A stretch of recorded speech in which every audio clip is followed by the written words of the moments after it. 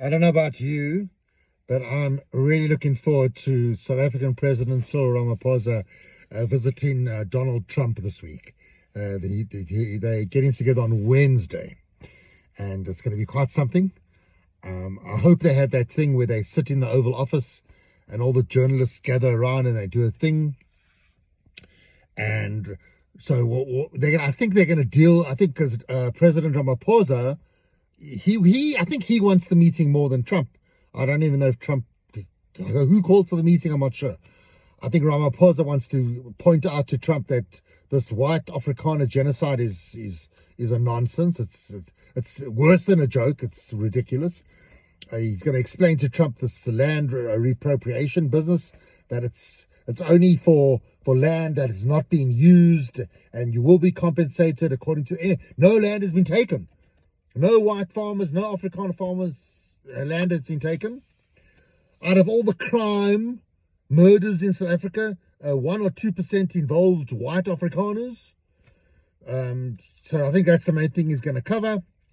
I think Trump possibly wants to tackle Ramaphosa on his foreign policy regarding his Muchika, his closeness with Iran, and well, that's the funny thing.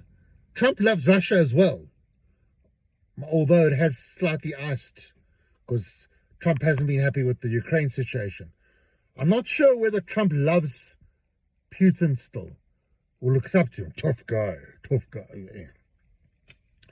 And then I think Trump wants to tackle Ramaphosa on his stance on Israel, supporting well, I don't know if support's a strong word, but critical of Israel's activities in Gaza. Anyway, they're going to talk about that. But Ramaphosa's clever. So he's taken Ronald Lamola with him. He's the Foreign Affairs Minister, but I think it's got another name, foreign something. Yeah, you get the idea. But he's taken a white Afrikaner. Although John Steenhuizen, Minister of Agriculture, yes, he's got an Afrikaans surname, but I'm not sure how Afrikaner he is, because he sounds quite English. But very clever. I don't know. John Steenhuizen, he was on social media, or was it normal media, basically repeating what I just said about there's no white genocide, there's no land, explaining putting the whole land appropriation thing into context, and that it's ridiculous. This whole white Afrikaner refugee situation is ridiculous. So John Steenhuizen, cleverly, did Ramaphosa choose Steenhuizen to do it? Did Steenhuizen decide to do it himself? We'll never know. Well, maybe, who knows? So Steenhuizen, Lamola are going with President Ramaphosa to go meet with USA President Donald Trump. And we got to be careful with the Steenhuizen. You never know. What Steenhuizen, he might be using this as an opportunity, surreptitiously. Steenhuizen will surreptitiously means slowly, quietly, without anybody noticing, slowly undo his jacket that nobody can see. And just picture it. I would love this. If this happened, I'd love it. And he would reveal to the cameras, I was going to say little tears in his shirt, like a Morse code.